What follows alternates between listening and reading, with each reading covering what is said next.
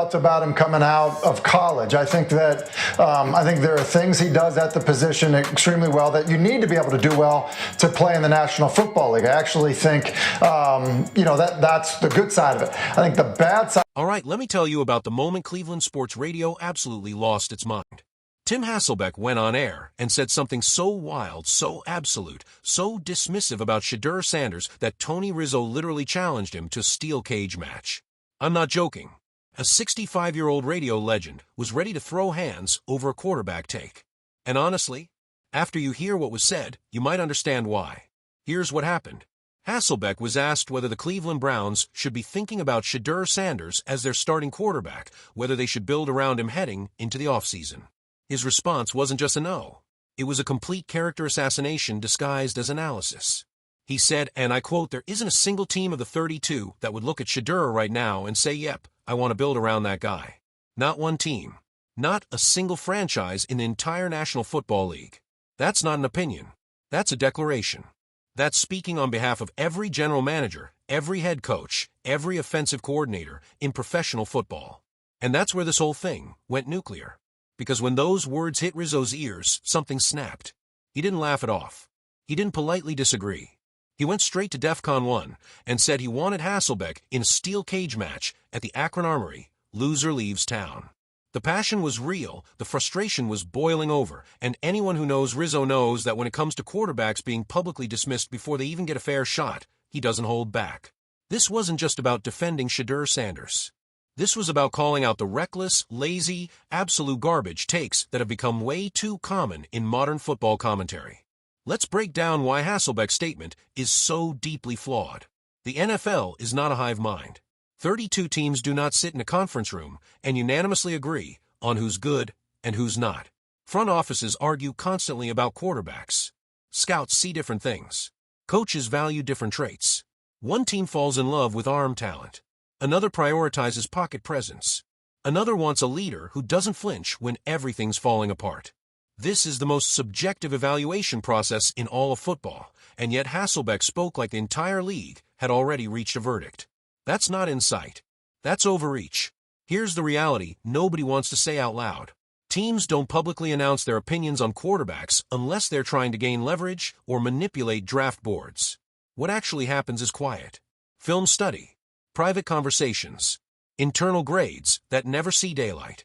When an analyst claims to know exactly how all 32 franchises feel about a player, it's almost always guesswork dressed up as certainty.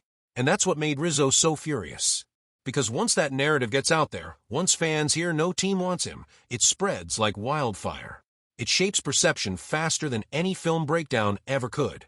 Now, let's talk about Shedeur Sanders himself, because this kid is not some mystery player with no resume. He's played in massive spotlight games. He's dealt with constant media scrutiny. He's shown growth as a passer and as a leader. He operates in rhythm, keeps his eyes downfield under pressure, and doesn't panic when protection breaks down. These are teachable traits that NFL coaches believe they can build on. But somehow, he's being talked about like damaged goods before even stepping onto an NFL field. That disconnect is exactly what set Rizzo off.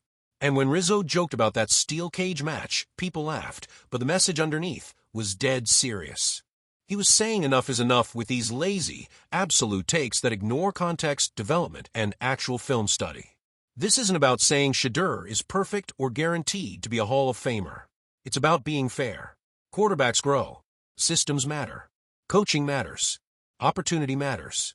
To erase all of that with one sweeping statement is how bad narratives become accepted truth. What made this blow up even more is what Hasselbeck said next. He talked about physical limitations, about Shedeur maybe playing 10 years as a backup if he's lucky, about how no team is building around that. But here's the thing. Shedeur's greatest strength might actually be what he does when things go wrong. When protection collapses, his eyes stay downfield.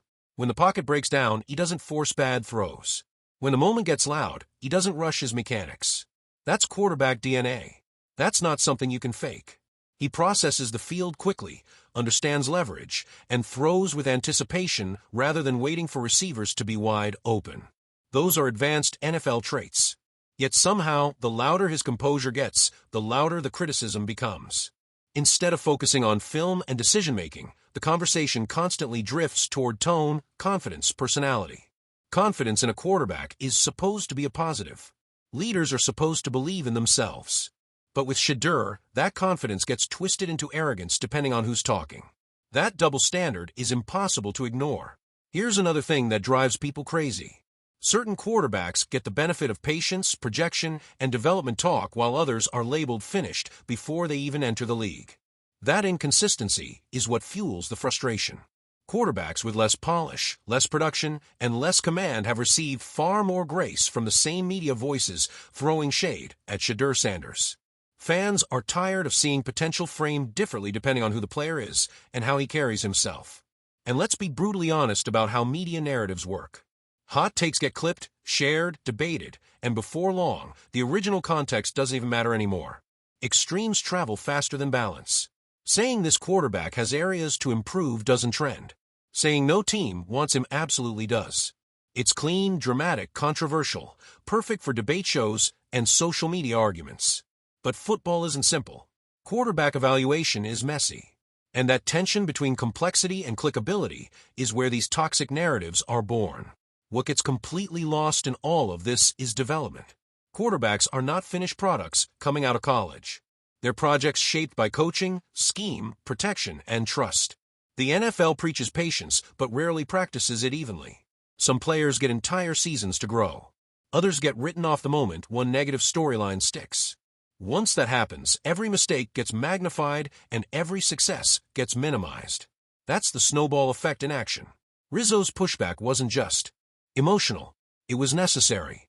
Because when media members speak in absolutes, they remove curiosity from the process.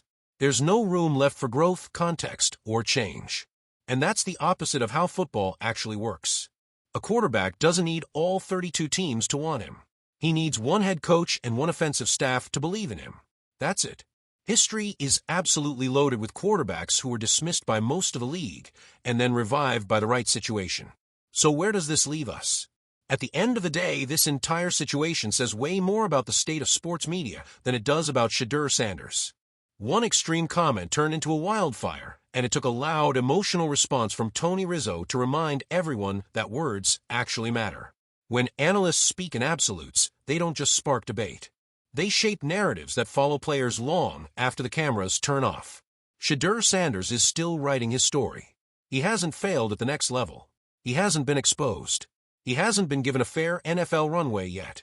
What he has shown is toughness, growth, leadership, and the ability to handle pressure without folding. Those traits don't disappear because someone on television says they don't matter. Football always reveals the truth eventually, no matter how loud the noise gets beforehand. And here's what this moment really represents. A shift. Fans are no longer just consuming takes. They're challenging them. They're asking for film, context, and honesty instead of headlines built for clicks. That pushback is healthy for the game, and it's long overdue. When voices like Rizzo speak up, it reflects a growing frustration with how quickly players are labeled and dismissed before they even get a chance to prove themselves. The bad words and bold claims might dominate the timeline today, but they don't decide careers. Reps do. Coaching does. Opportunity does. And when Shedeur Sanders finally gets his next chance, the conversation will change again. It always does. Because in the NFL, talk fades fast when performance shows up. And that's the part nobody can control. Not analysts, not headlines, not debates. So if you want to stay locked in on real football talk without the nonsense, make sure you're subscribed to Brown's Breakout. Hit that like button if you're tired of lazy takes being passed off as expert analysis. Drop a comment and let me know where you stand on Shedeur Sanders. Because this conversation is far from over, and we're just getting started.